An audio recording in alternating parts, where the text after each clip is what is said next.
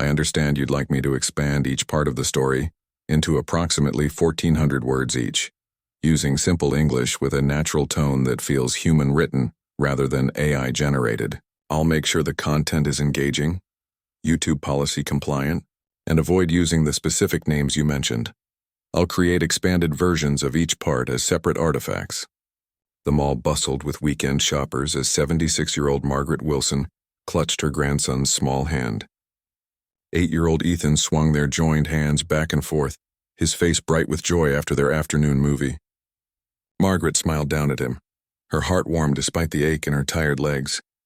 "Can we get ice cream before we go, Grandma?" Ethan asked, his blue eyes hopeful. "We better head home, sweetie. Your dad will be expecting us soon," Margaret replied, checking her watch. David would worry if they were late, especially since he'd been hesitant to let Ethan come with her alone. Ever since her memory started slipping, her son had become overprotective. They walked through the crowded food court toward the exit that led to the parking garage. Margaret paused, frowning slightly. Was it the east or west garage? She'd been coming to this mall for 30 years, but lately, familiar places sometimes became confusing mazes. She chose the east exit, Ethan chattering about the movie's best parts as they walked. The late afternoon sun made Margaret squint as they stepped outside. Row after row of cars stretched before them, and nothing looked familiar. Her heart beat a little faster. "I think we parked on level 3, she told Ethan with more confidence than she felt. They climbed the concrete stairs, Margaret moving slower than she would have liked. At the 3rd level, she pressed the panic button on her key fob, waiting for the flash of lights or beep of a horn. Nothing happened. She pressed it again. Still nothing. "Maybe it's the other garage," Ethan suggested. Margaret nodded, not wanting to worry him. "You're probably right. Let's go back down."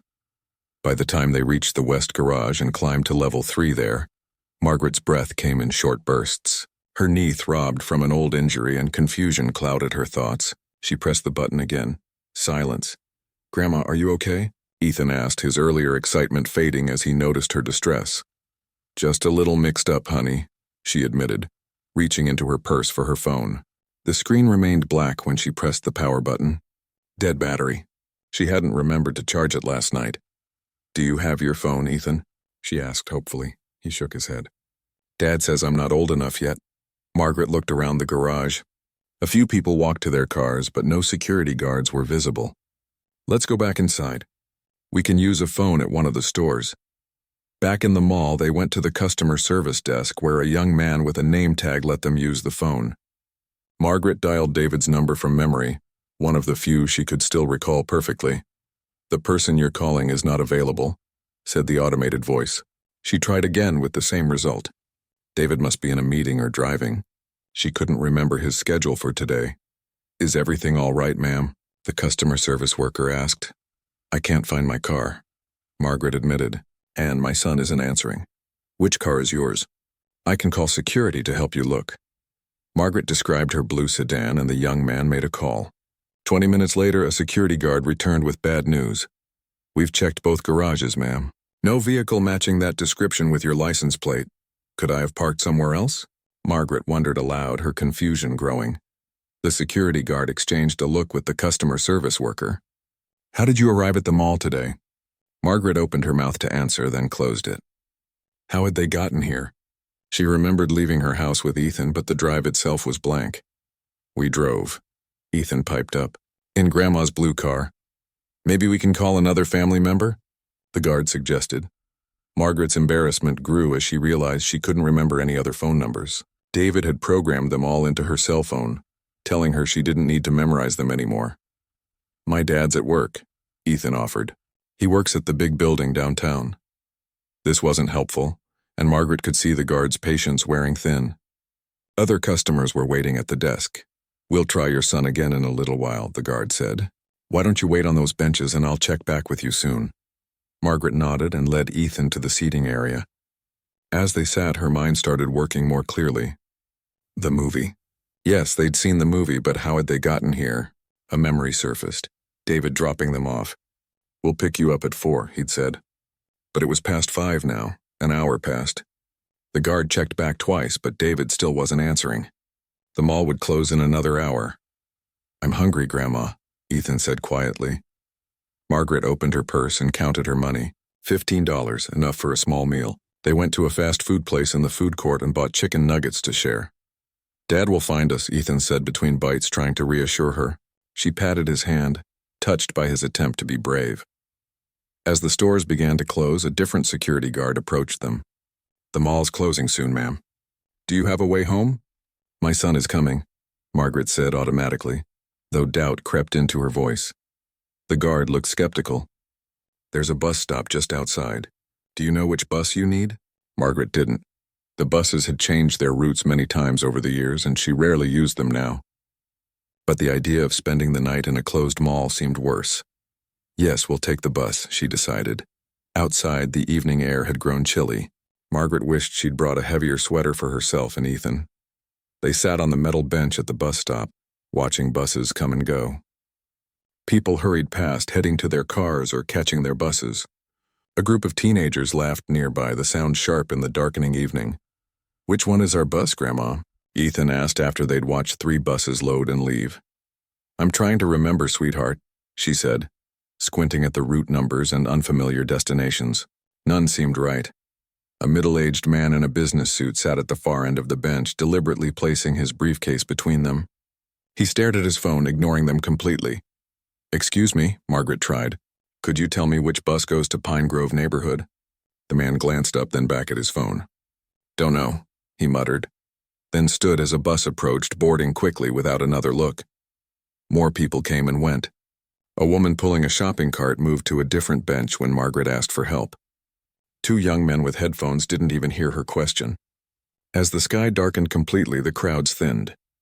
Margaret's confusion grew worse with her anxiety. Where was David? Why couldn't she remember which bus to take? She'd lived in this city her whole life. Ethan leaned against her, his small body shivering slightly. "I'm cold, Grandma." Margaret put her arm around him, trying to share her warmth. "I know, honey. Someone will help us soon," but no one did. People walked past, some casting curious or concerned glances, but none stopped. A woman with a child of her own crossed to the other side of the street before passing. An elderly couple whispered to each other and hurried by. A man in a uniform, possibly a bus driver on break, looked at them for a long moment before turning away. Margaret's embarrassment turned to despair. Why wouldn't anyone help? Did she look dangerous? Was it because her clothes were a bit shabby these days, her coat frayed at the cuffs? Or was it something else? That look of confusion she sometimes caught in the mirror. The one that made people uncomfortable, that made them see her as someone to avoid. "Are we lost, Grandma?" Ethan asked in a small voice. Margaret couldn't lie to him. "Yes, sweetie. We're a little lost right now, but we'll be okay." She hoped that was true as another bus came and went. And the night grew colder around them. Keisha Johnson rubbed her tired eyes as she signed out at the nurse's station. 12 hours on her feet had left her body aching, but there was a certain satisfaction in knowing she'd helped her patients through another difficult day. The medical center's long-term care unit was short-staffed as usual, which meant double the rounds and half the breaks. "You heading straight home?" asked her coworker Lily as she gathered her things. "No choice. Got bills to pay, and that means picking up Grandma's prescription and making dinner before I fall over," Keisha replied with a small smile. At 34, she sometimes felt twice her age, especially after shifts like today. "You're something else, girl," Lily shook her head. "Don't forget to take care of yourself sometimes, too." Keisha waved goodbye and headed toward the staff exit, mentally calculating how much time she had before her son's basketball practice ended. If she hurried, she could grab the prescription, make a quick dinner, and still pick him up on time. She wrapped her scarf tightly around her neck as she stepped outside. September evenings were getting chilly. The walk to her car took her past the mall's main bus stop. Normally, Keisha paid little attention to the people waiting there, focused on her own packed schedule. But tonight something made her slow her steps. An elderly woman sat huddled on the bench with a young boy pressed against her side. They looked out of place somehow. The man appeared confused, her white hair disheveled, while the boy seemed too small to be out so late. Keisha watched as a group of college students walked past the pair without a second glance. A man in an expensive coat actually moved further away when he passed them. The woman tried to speak to a lady waiting nearby, but the lady just shifted uncomfortably and turned away. Something about the scene bothered Keisha deeply. She'd seen this before. People deliberately ignoring those who needed help, especially when they looked different or uncomfortable to approach. Her grandmother used to call it convenient blindness, the ability to unsee what you don't want to deal with. Keisha checked her watch. She was already running behind, and stopping would throw off her entire evening schedule. Her son would be waiting, her grandmother needed her medication, and Keisha herself was exhausted. But the boy shivered visibly, and the old woman's expression held such lost desperation that Keisha couldn't keep walking. Her own grandmother had raised her better than that. "Excuse me," she said, approaching the bench. "Are you folks okay? Do you need some help?"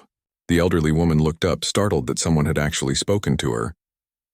For a moment, something like wariness crossed her face, a hesitation that Keisha recognized. As a black woman, she'd seen that look before from older white people, especially in this part of town. But the woman's need quickly overcame whatever initial reaction she might have had. "We're trying to get home," the woman explained, her voice quavering slightly. "But I can't remember which bus to take, and my son isn't answering his phone." The boy looked up, his eyes red-rimmed from holding back tears. "Dad was supposed to pick us up, but he didn't come." Keisha set her bag down and crouched to the boy's level. "What's your name, honey?" "Ethan," he replied shyly. "And I'm Margaret," the elderly woman offered. "Margaret Wilson. We went to see a movie, and now we can't find our car. Or maybe we didn't bring it. I can't quite remember how we got here." The confusion in Margaret's voice sparked recognition in Keisha.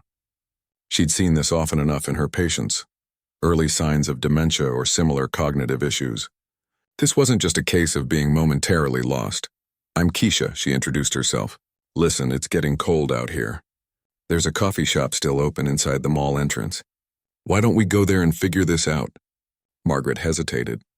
"We don't want to be a bother." "It's no bother," Keisha assured her, though she was already mentally rearranging her evening. She'd have to call her son's coach and ask if he could stay late at practice. "Come on, let's get Ethan warmed up." Inside the coffee shop, Keisha bought hot chocolates for them all. The warmth and sugar brought some color back to Ethan's cheeks, and Margaret seemed to relax slightly in the comfortable setting. "Now, do you remember your son's name? Or your address?" Keisha asked gently. David Wilson," Margaret said with certainty. "He works downtown at the insurance company. We live on Maple Street, number 432. That was a start." Keisha pulled out her phone. "Let's try calling him again." She dialed the number Margaret recited and waited. No answer, just like Margaret had said. She tried a different approach. "Ethan, does your dad have any other phones? Maybe a work number?" Ethan thought for a moment. "He has a special phone for work. The number is on our fridge at home." "What about other family members?" Keisha asked, Margaret's brow furrowed. "My daughter lives in Boston. I don't remember her number." Keisha considered their options. She could call the police, but that seemed extreme and might frighten Ethan. She could try to get them a taxi, but without confirming someone was home, that didn't seem wise either. "You mentioned your car earlier," Keisha said. "Do you remember where you parked it?" "I thought it was in the parking garage," Margaret said. "But the security guard checked and couldn't find it. I'm not sure if we drove here or not." Keisha noticed a business card in Margaret's open purse, a locksmith service. An idea formed. "Mrs. Wilson, did you have car trouble recently?" she asked, pointing to the card. Margaret's eyes lit up with recognition. "Yes, last week I locked my keys inside. David had this man come fix it." "Maybe your car is still here, but the battery in your key fob died," Keisha suggested. "That would explain why it didn't beep when you pressed the button. It was worth investigating." Keisha called the locksmith on the card, explaining the situation. They agreed to send someone, but it would be at least an hour. "I need to make one more call," Keisha said, stepping away briefly to contact her son's basketball coach. As expected, practice was ending and the coach seemed annoyed, but agreed to wait with her son until she could get there. When she returned to the table, Ethan was telling Margaret about school. For a moment, they looked like any grandmother and grandson enjoying an outing together. "The locksmith is coming," Keisha told them. "In the meantime, I noticed you both seem hungry. The sandwich place next door is still open. Let's get something to eat while we wait."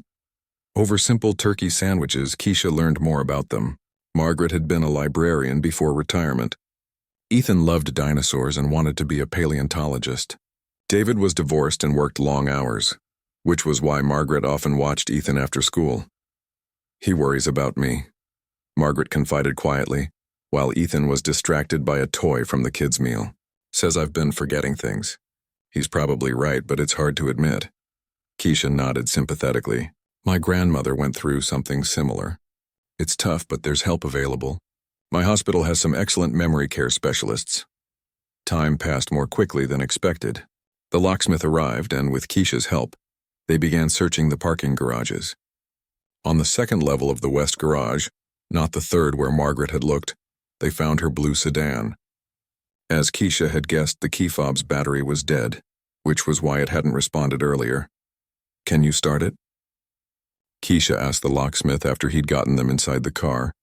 He tried, but the engine made a sickening grinding noise before falling silent. "Battery's completely dead," he diagnosed. "Probably from the interior light being left on. I can jump it, but it'll take a while." Another delay. Keisha's phone buzzed with a text from her son's coach. He needed to leave soon and couldn't wait much longer. Keisha made a quick decision. "Mrs. Wilson, the car's going to take some time to fix. Why don't I drive you both home? It's not far out of my way." It wasn't entirely true. The address Margaret had mentioned was in the opposite direction from Keisha's apartment, but she couldn't leave them stranded. "Oh, we couldn't impose," Margaret protested weakly, though relief showed clearly on her face. "It's no imposition," Keisha insisted. "I just need to pick up my son first, if that's okay." The locksmith agreed to secure the car and leave the keys with mall security, where David could retrieve them. Keisha helped Margaret and Ethan into her old but clean Honda, apologizing for the cramped back seat. At the gym, her son Anthony was sitting alone on the steps, looking annoyed until he saw the passengers in the car. At 13, he was trying hard to seem grown up and independent, but he still had a soft spot for helping others, something Keisha had worked hard to instill in him. "Sorry I'm late," Keisha told him as he climbed in. "We're giving Mrs. Wilson and Ethan a ride home." To his credit, Anthony didn't complain about the detour. He even chatted with Ethan about video games, making the younger boy laugh for the first time that evening. Finding Margaret's house was easy enough with the address. It was a modest, single-story home with well-kept gardens, the kind of place that spoke of decades of care. The lights were on, and as they pulled up, a man rushed out the front door. "Mom, Ethan," he called, his face a mixture of relief and panic. "Where have you been?" "I've been looking everywhere." As David Wilson approached the car, Keisha could see he'd been crying. He yanked open the back door and pulled Ethan into a fierce hug before helping his mother out. "I dropped them at the mall for the movie," he explained breathlessly to Keisha. "I got stuck in a meeting that wouldn't end, and then there was an accident on the highway. By the time I got to the mall, it was closing and I couldn't find them anywhere. I've been driving around for hours looking for them." "Your mother's phone was dead," Keisha explained, "and she had some trouble finding the CA. Or it's still at the mall. Battery died." David closed his eyes briefly as if steadying himself. "Thank you," he said with feeling. "I don't know what would have happened if you hadn't helped them." "Anyone would have done the same," Keisha replied. But even as she said it, she knew it wasn't true. Dozens of people had walked past Margaret and Ethan without stopping. Dozens had chosen not to get involved, not to spare a moment for an elderly woman and a child clearly in need. "No," Margaret said firmly, taking Keisha's hand. "Not anyone. Just you." As they said their goodbyes, with David insisting on getting Keisha's contact information to properly thank her, Keisha felt a familiar warmth that came with helping others. It was why she'd become a nurse after all. Back in the car, Anthony looked at her with new appreciation. "That was nice, what you did," he said simply. Keisha smiled as she started the engine. "It's what people should do for each other." They were running even later now. Grandma's prescription would have to wait until morning, and dinner would be takeout tonight. But as Keisha drove toward home, she felt no regrets about the choice she'd made. Some things were more important than schedules. Across the food court, 20-year-old Tina Chen lowered her phone, having captured the entire interaction between Keisha, Margaret, and Ethan. She hadn't meant to record them at first. She'd been filming a quick update for her social media about her study session at the mall when she noticed the unusual scene, a woman stopping to help the elderly lady and child, who had been sitting alone for at least an hour.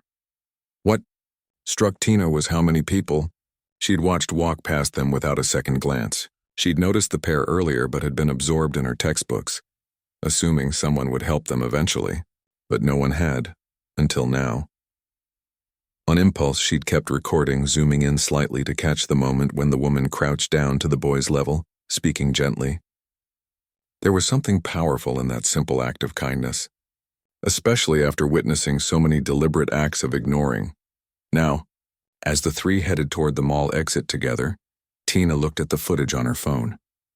It wasn't particularly dramatic, just a woman helping a lost grandmother and child, but something about it felt important. The contrast between the one person who stopped and the dozens who didn't told a story about human connection and its absence. "You getting anything good?" asked her roommate Lynn, returning with their coffees. "Maybe," Tina replied, trimming the video to start from when Keisha first approached the bench. "Just an everyday hero moment." She added a simple caption. "Watched dozens of people ignore this lost grandmother and child for an hour. Only this woman stopped to help." After a moment's hesitation, she posted it to her social media accounts and put her phone away, returning to her studies. By the time Tina got back to her dorm 3 hours later, her phone was buzzing constantly with notifications. The video had already been shared thousands of times. "What's going on?" Lynn asked as Tina stared at her phone in disbelief. "That video I posted? It's going viral," Tina said, scrolling through the comments. Many expressed outrage at the people who had ignored the pair, while others praised the woman who'd stopped. Some commenters noted uncomfortable truths about how society often treats elderly people, especially those showing signs of confusion or cognitive decline. But what Tina hadn't anticipated was how quickly people would notice the racial dynamics of the situation, how many white passers-by had ignored an elderly white woman and child in distress, while Keisha, a black woman, was the one who stopped to help. "I didn't even think about that when I was posting it," Tina admitted to Lynn.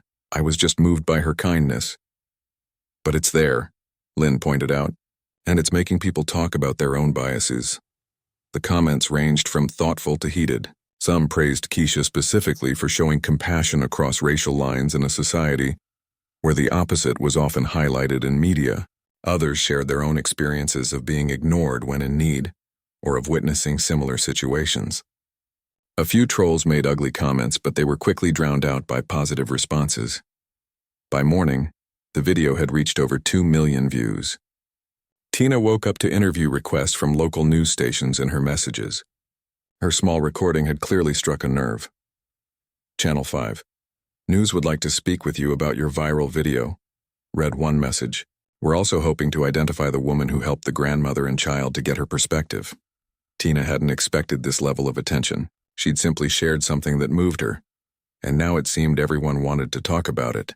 She wasn't sure how to feel about her sudden minor fame, proud that she'd highlighted an act of kindness, but also concerned about the privacy of the people in the video.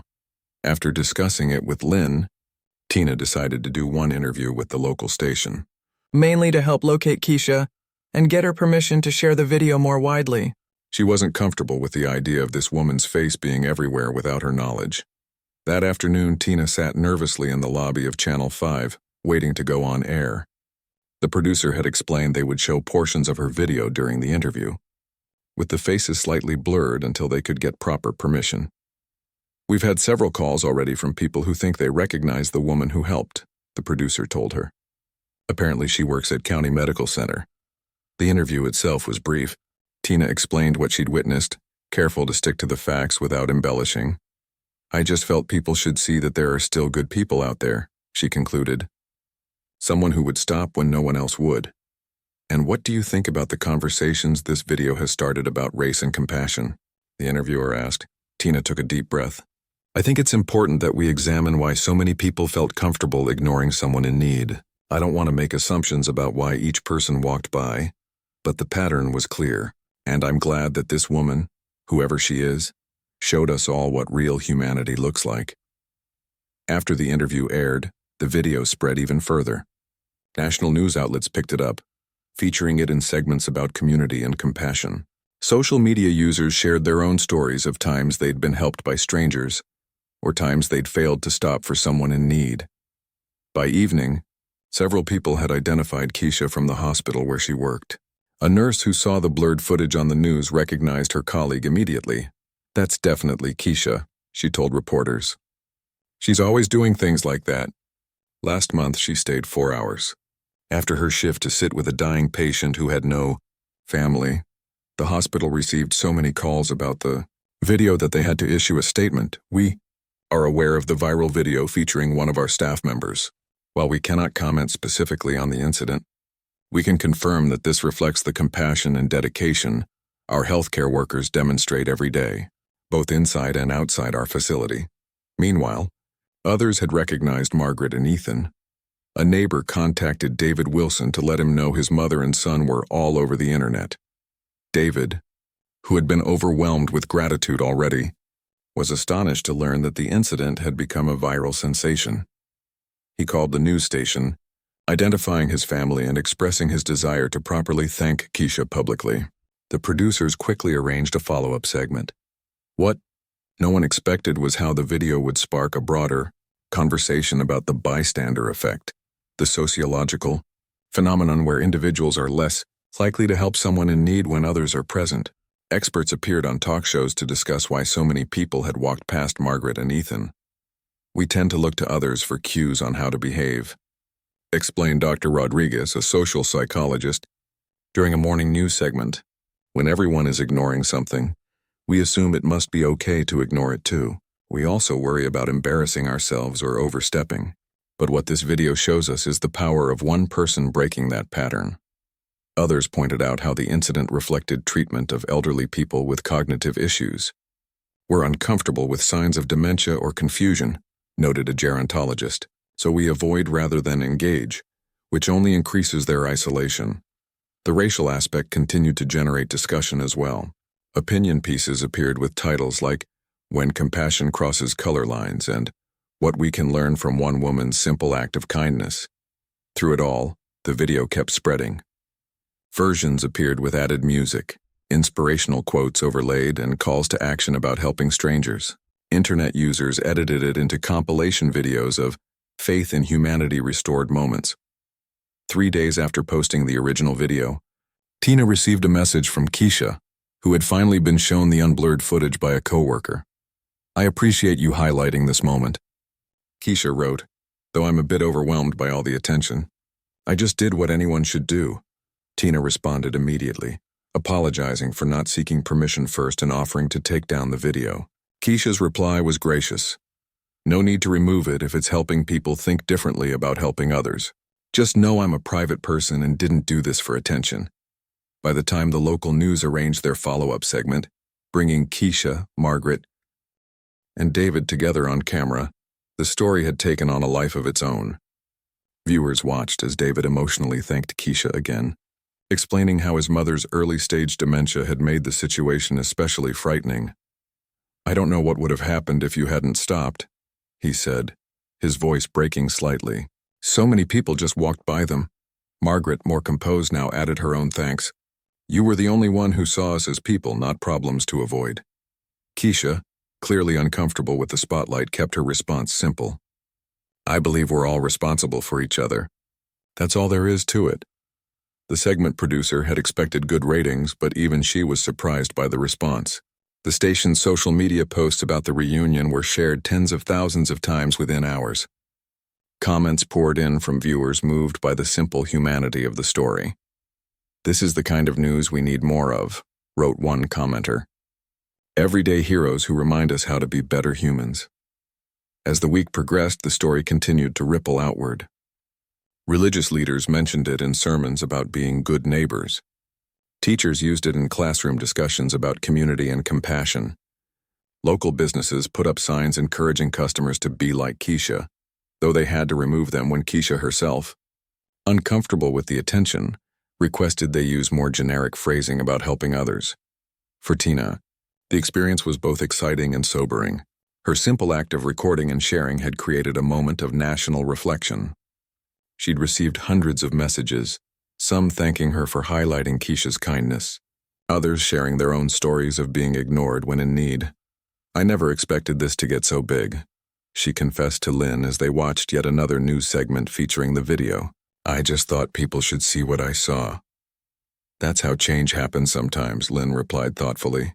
One person notices something important, and then suddenly everyone's talking about it. As the video approached 10 million views across platforms, Tina realized she'd accidentally captured something people desperately needed to see. A simple reminder of our shared humanity and responsibility to each other, made all the more powerful by how rare it had become.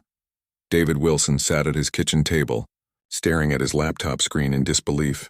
The number kept growing before his eyes. 342,897, 343,105, 344,020. It had been just 18 hours since he'd created the GoFundMe page titled "Thank You to the Angel Who Helped My Mother and Son." He'd expected maybe a few $1,000s, enough for a meaningful thank you gift for Keisha Johnson, whose kindness had possibly saved his family from a truly frightening night. But something unexpected had happened. The campaign had been shared by several celebrities after they'd seen the viral video. A famous talk show host had tweeted it to her millions of followers with the message, "This is what America needs more of. Real heroes who stop to help strangers in need. Let's show our appreciation." Then a tech billionaire had donated $100,000 with the note, "Acts of kindness like this restore my faith in humanity. We should all aspire to be this aware of others." After that, the donations had started pouring in from everywhere. Small amounts from ordinary people, larger contributions from wealthy individuals, and everything in between. The comments section had become a place for people to share their own stories of being helped by strangers or, more poignantly, times when they'd needed help and been ignored. "I was homeless for 3 months last year," wrote one donor who gave $10. "The worst part wasn't being cold or hungry. It was being invisible to everyone who passed by. This woman did what I wish someone had done for me." David rubbed his tired eyes. He hadn't slept properly since the night his mother and son had gone missing at the mall. First the panic of searching for them, then the overwhelming relief when they'd been brought home safely, and now this unexpected outpouring of support. It was all too much to process. His phone rang, displaying his sister's number. Lisa had been calling regularly from Boston since hearing about what happened. "Have you seen the total?" she asked without preamble when he answered. "It's over $340,000 now," David said, his voice still reflecting his disbelief. "Lisa, this is insane. I just wanted to give her a nice gift card or something." "It's not insane," Lisa countered. "It's beautiful. People are starved for good news, for proof that kindness still exists. This Keisha woman has become a symbol of something important." "But she hasn't even agreed to accept the money," David pointed out. "She seemed uncomfortable with all the attention when we did that TV interview. That was putting it mildly. Keisha had been reluctant to appear on camera at all, agreeing only after David had pleaded with her to let him publicly thank her. During the segment, she'd seemed genuinely bemused by all the fuss, insisting repeatedly that she'd only done what anyone should do. "Have you told her about the GoFundMe yet?" Lisa asked. "I've been trying to reach her," David said. "I left messages at the hospital where she works, but she's apparently taken a few days off because of all the media attention." "Well, you need to find her," Lisa insisted. "This is going to hit $1 million at the rate it's growing. She needs to know." After hanging up, David tried Keisha's number again. This time she answered on the third ring, her voice cautious. "Mr. Wilson, is everything okay with your mother and Ethan?" "Yes, they're fine," David assured her quickly. "But there's something important I need to discuss with you. Could we meet somewhere?" It's about the video and everything that's happened since." Keisha sighed audibly. "I appreciate the thought, but I really don't want any more attention. I'm already getting recognized at work and people keep calling the hospital." "I understand," David said, "but this is something you should hear in person, please." There was a pause before Keisha reluctantly agreed to meet him at a quiet cafe later that afternoon. When David arrived, Keisha was already there, sitting in a corner booth away from windows. She looked tired, he thought. Not surprising given her nursing schedule and the recent media circus.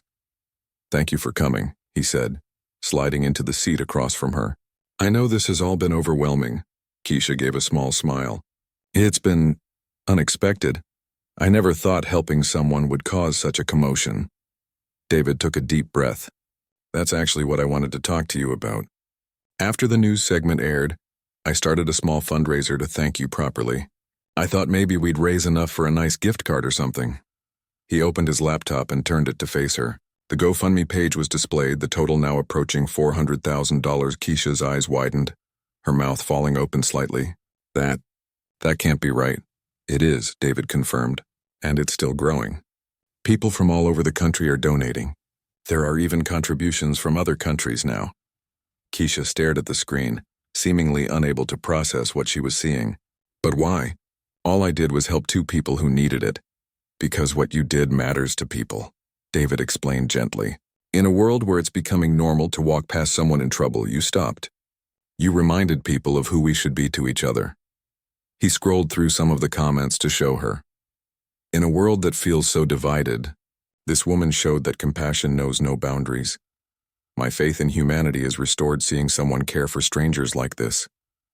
This nurse already gives so much in her job, and then gives more on her own time. Heroes don't always wear capes. Keisha shook her head slowly. I can't accept this. It's too much for something anyone should have done. But that's just it, David countered. No one else did do it.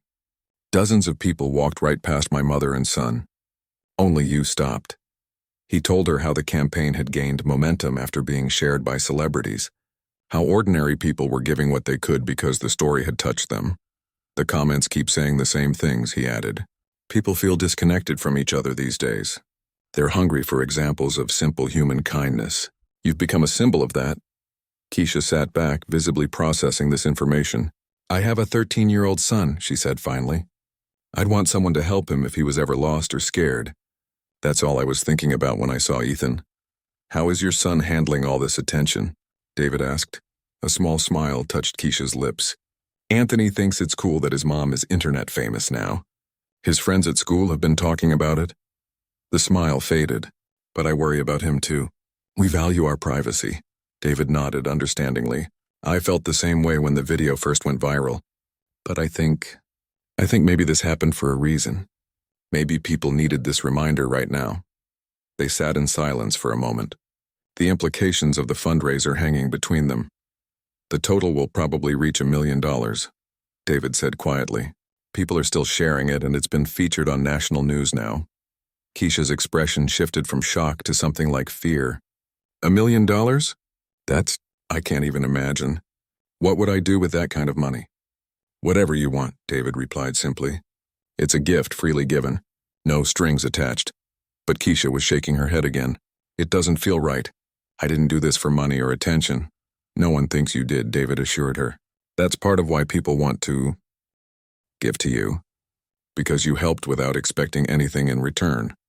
As they continued talking, David learned more about Keisha's life, how she'd been raised by her grandmother after her mother died young, how she'd worked her way through nursing school while caring for her son, how she still had substantial student loans despite years of payments.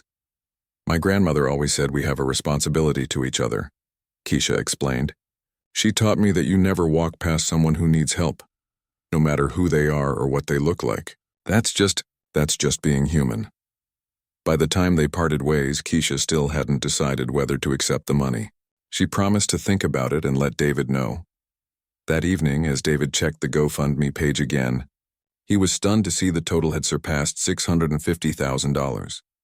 The campaign had been picked up by even more news outlets, and donations were coming in faster than ever. His phone rang. It was Keisha. I've been thinking about our conversation, she said without preamble. And I've decided that if people really want to give this money, I won't refuse their kindness. But I want to use part of it to start something meaningful, something that helps vulnerable people who might otherwise be overlooked. Relief washed over David. I think that's perfect, he said. And absolutely your choice to make. There's something else, Keisha added. The hospital where I work has been getting so many calls and visitors looking for me that it's becoming disruptive. My supervisor suggested I take a temporary leave until things calm down. I'm so sorry, David said, feeling responsible. I never anticipated any of this when I started the fundraiser. It's okay, Keisha assured him. I could use the time with my son anyway, and my grandmother needs more help these days. The next morning, the campaign hit $800,000. By evening, it crossed the $1 million mark, accompanied by a fresh wave of media attention. News programs featured segments on the $1 million thank you, as some were calling it. Social media users created artwork and poems inspired by Keisha's act of kindness. Psychologists and sociologists were interviewed about the phenomenon, discussing why this particular story had resonated so deeply. In times of division and conflict, people are desperate for examples of our shared humanity, explained one expert. This story crosses boundaries of race, age, and background to remind us of our fundamental connection to each other. Through it all, Keisha remained largely out of the spotlight, declining most interview requests. She agreed to one brief statement through David. "I'm overwhelmed by this outpouring of generosity. While I still believe I only did what anyone should do, I'm deeply touched by everyone's kindness. I plan to use this unexpected blessing to help others in need, just as my grandmother taught me." The statement only seemed to fuel more donations. By the end of the week, as the campaign officially closed, the final total stood at $1,207,356 from over 40,000 individual contributors. When David delivered the news to Keisha, she sat in stunned silence for several minutes. "I never imagined something like this would happen in my life," she said finally. "One small decision to stop and help someone has changed everything." "You changed our lives first," David reminded her.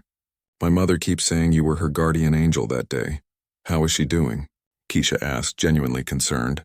David's expression softened. "Better. We've started her on a memory care program at the hospital. Your hospital, actually. The doctors think with the right support, she can maintain her independence for quite a while yet." Keisha nodded approvingly. "That's good to hear. And Ethan? He talks about you all the time," David said with a smile. "Says when he grows up he wants to help people too." As they finalized the arrangements for transferring the funds, David couldn't help but reflect on how a moment of confusion and fear had transformed into something so unexpectedly beautiful. His mother's memory issues, something he'd been dreading and trying to ignore, had led to this chance encounter that was now changing so many lives. Sometimes blessings come from the strangest places, he mused aloud. Keisha gave him a thoughtful look. "My grandmother would say there are no accidents in this world." Maybe she was right. 1 year later, the modest brick building on Oak Street bustled with activity. A cheerful sign above the entrance read, "Stop and See Community Connection Center," with a smaller line underneath, "Because everyone deserves to be noticed." Inside, Keisha Johnson moved through the main room, greeting elderly visitors by name as they enjoyed coffee and conversation. Some played cards at round tables while others worked on a community quilt project in the corner. Volunteers of various ages circulated, making sure no one sat alone for too long. "Mrs. Henderson, how's that hip feeling today?" Keisha asked an older woman using a walker. "Better every day, dear," the woman replied with a smile. "Those exercises your physical therapist showed me are working wonders." Keisha nodded approvingly before moving on to check the schedule for the day's activities. A year ago, she could never have imagined running a community center. She'd been a nurse working double shifts, barely keeping up with bills, raising her son alone and caring for her grandmother. Now she was the founder and director of a thriving nonprofit organization that had already touched hundreds of lives. The $1 million donation had changed everything, not just for her personally, but for the entire community. After extensive thought and planning, Keisha had used the bulk of the money to create Stop and See, named after her grandmother's saying about the importance of truly seeing those around you. The center focused specifically on elderly people experiencing isolation, memory issues, or cognitive decline, people like Margaret Wilson, who might otherwise be overlooked or avoided. It offered day programs, memory care activities, support groups for families, and community education about dementia and aging. Most importantly, it created connections between generations, pairing seniors with younger volunteers who benefited from their wisdom and experience. Ms. Johnson, the high school group is here for their volunteer orientation, called Anthony, now 14, who helped out at the center after school. He'd grown taller over the past year, his voice occasionally cracking as it changed. More significantly, he'd grown in confidence and compassion, inspired by the unexpected turn their lives had taken. "Thanks, honey. Can you show them to the meeting room?" "I'll be there in a minute," Keisha replied. As Anthony led the teenagers away, the front door opened, bringing a familiar face. Margaret Wilson entered, looking remarkably better than she had a year ago. Her white hair was neatly styled, her clothes coordinated and pressed. More importantly, She moved with greater confidence even though she still carried a small notebook where she jotted reminders to herself. "Keisha, I brought those recipes I promised," she called, waving a folder. "The ones for the cooking class tomorrow." Following behind her was Ethan, now 9, carrying a small potted plant. "This is for the garden," he announced proudly. "Dad and I grew it from seeds." Keisha welcomed them both with warm hugs. The Wilsons had become regular fixtures at the center. Margaret, as both participant and volunteer, sharing her librarian skills to organize books and resources, while Ethan joined the intergenerational programs whenever David brought him. "Perfect timing," Keisha told them. "We're about to have our weekly community lunch." "David coming too?" "He'll be here soon," Margaret confirmed. "Had to finish something at work first."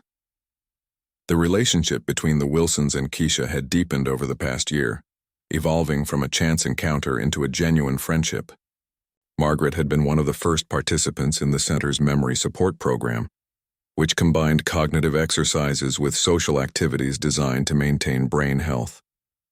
While her dementia couldn't be cured, the progression had slowed significantly with proper support and engagement. In the kitchen, volunteers prepared a community meal, another regular feature of the center, ensuring that elderly participants got at least one nutritious meal in good company each week. The head cook, a retired chef named Harold, had been living alone and deeply depressed before finding purpose again through volunteering. "Soup's almost ready," he called to Keisha. "And those bread rolls your grandmother taught us to make turned out perfect." Keisha's grandmother, now 83, had moved in with Keisha and Anthony after they'd purchased a comfortable home, with part of the donation money. Though her health was declining, she remained a guiding presence for both the family and the center, sharing wisdom accumulated over decades. "Ms. Johnson, there's a reporter here to see you," said one of the staff members, looking apologetic.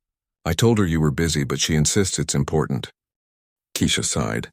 Even a year later, media interest in her story occasionally flared up, especially around the anniversary. She'd grown more comfortable with the attention, recognizing that sharing the center's mission could inspire similar initiatives elsewhere, but it still felt strange to be treated as someone special. "I'll speak with her after lunch," Keisha decided. "Everyone eats together here, that's our rule. She's welcome to join us if she wants." The reporter, a young woman with a notebook and professional camera, agreed to the terms, seeming intrigued by the center's warm atmosphere. As the community meal began, nearly 60 people gathered around tables in the main room. Participants and volunteers, young and old from various backgrounds. David Wilson arrived just as everyone was being seated, slipping into a chair beside his mother and son. Keisha noticed how much more relaxed he looked these days. The support from the center had eased his worries about his mother, and the friendship that had developed between their families had given him a community he hadn't realized he needed. Before eating, Keisha stood to make a brief announcement. "As some of you know, today marks 1 year since Stop and See began. When I received that unexpected gift, I promised to use it to help others who might otherwise be overlooked. Looking around this room, seeing all your faces and the connections we've made together, I know we've created something beautiful." Warm applause filled the room. Someone called out, "Speech!" but Keisha shook her head with a smile. "No speeches, let's eat while the food's hot. But I do want to acknowledge the person whose example inspired all of this." She looked toward her grandmother, who sat in a special chair near the window. "My grandmother taught me that we're all responsible for each other, that we should never walk past someone who needs help. Everything we do here grows from that simple wisdom." The elderly woman nodded, her eyes bright with pride. After lunch, Keisha finally sat down with the reporter in her small office. Family photos covered one wall, Anthony at his basketball games, Keisha's grandmother at her birthday celebration, and several pictures of the Wilsons at various center events. "So, 1 year later," the reporter began, "how does it feel to have gone from nurse to nonprofit founder because of a viral video?" Keisha considered the question carefully. "It still feels surreal sometimes, but mostly it feels right. I'm still helping people, just in a different way now." "The center seems incredibly successful," the reporter observed. "I understand you've already expanded to a second location?" Keisha nodded. "We opened a smaller branch on the west side of town 3 months ago. The need is enormous. So many elderly people are living with isolation or cognitive issues, with families who want to help but don't know how."